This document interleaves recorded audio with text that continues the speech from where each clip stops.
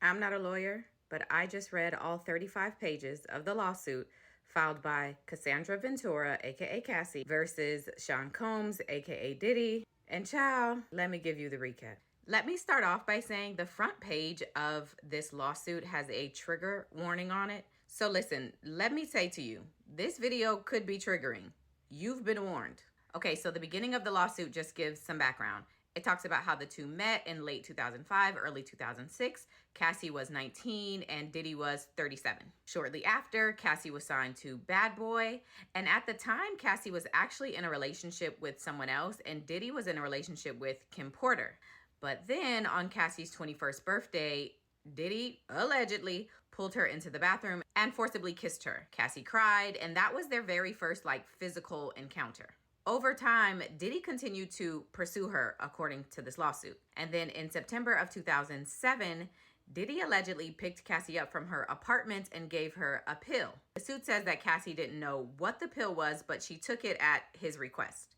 She later learned that that pill was ecstasy, allegedly. Then there's a story told from 2007 when Diddy allegedly paid a promoter to create a fake flyer for a party Cassie was hosting, but not really because it was fake. And it was done to give her a reason to go to Miami and get away from her boyfriend. During that trip, it's alleged that they did a ton of drugs, and that is when they had their very first encounter.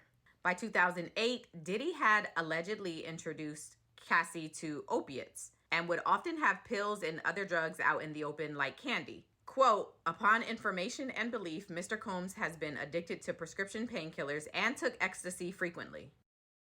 The suit also alleges that Cassie's medical records were being sent directly to Diddy's email address. For instance, the suit says when Cassie was experiencing some memory loss, potentially due to excessive drug use and or head injuries caused by Diddy's alleged beatings, her MRI results were provided directly to Diddy. Somebody call HIPAA.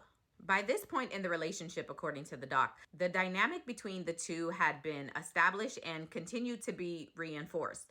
There's the 20-year age gap between the two, Diddy's high-profile position as a music mogul in the industry, and then he's the CEO of the label that Cassie is signed to. He's also, according to this document, aggressive and demanding, requiring blind loyalty from anybody he works with, and he constantly flaunted large amounts of cash, which was quite intimidating for Cassie. He also paid for her apartments, her cars, her clothes, and vacations. And all of this combined contributed to Cassie's feeling like her entire life was under the complete control of Diddy. And then the lawsuit goes into violence and abuse. The suit tells multiple stories of violence in the relationship. From a story of Suge Knight being spotted at a LA restaurant and Diddy allegedly getting dressed, retrieving multiple weapons, and running out of his house to go to that restaurant, to Diddy allegedly demanding that Cassie hold his weapons in her purse, knowing that she was scared, all the way to Diddy allegedly violently beating Cassie and then exercising his money, power, and influence to hide the bruises and at times hide her until she was healed. There are a few stories told in this lawsuit that allege Cassie was kicked or stomped, and even with staff or security witnessing the violence, no one would say anything or challenge Diddy. The lawsuit then goes into alleged trafficking.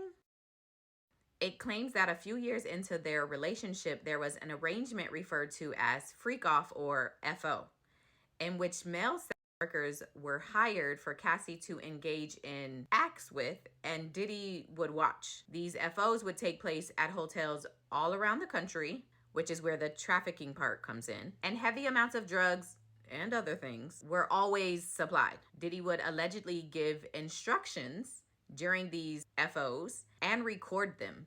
And even when Cassie would delete the footage, Diddy would tell her he could always recover the footage regardless if she deleted them. At one point, the lawsuit says that Diddy allegedly made Cassie watch one of the FOs that she thought she deleted while they were on a flight.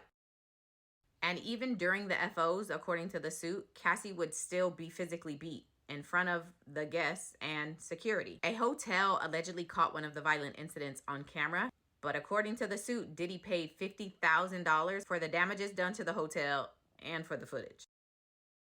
There's a story in these docs that allege that on Cassie's 29th birthday, Diddy held one of Cassie's friends over the balcony of a hotel like a child.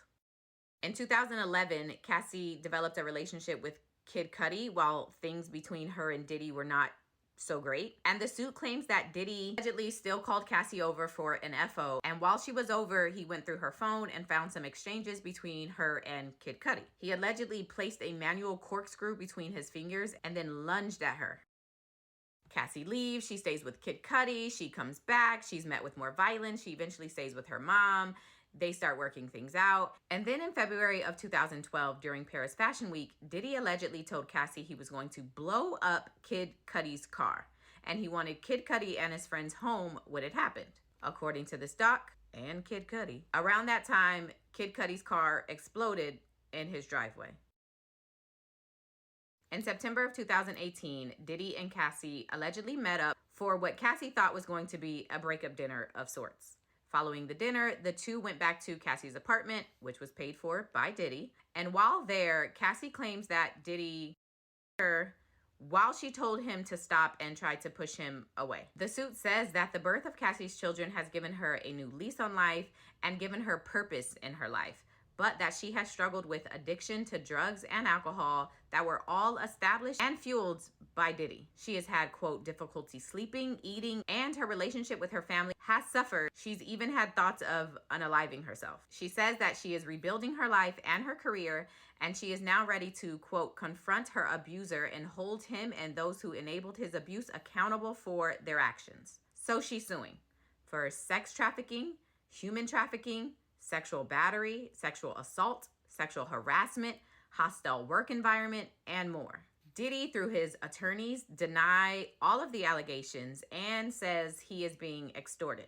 Quote, for the past 6 months, Mr. Combs has been subjected to Ms. Ventura's persistent demand of $30 million under the threat of writing a damaging book about the relationship, which was unequivocally rejected as blatant blackmail. Despite withdrawing her initial threat, Ms. Ventura has now resorted to filing a lawsuit riddled with baseless and outrageous lies, aiming to tarnish Mr. Combs' reputation and seeking a payday. Okay, y'all weigh in the comments.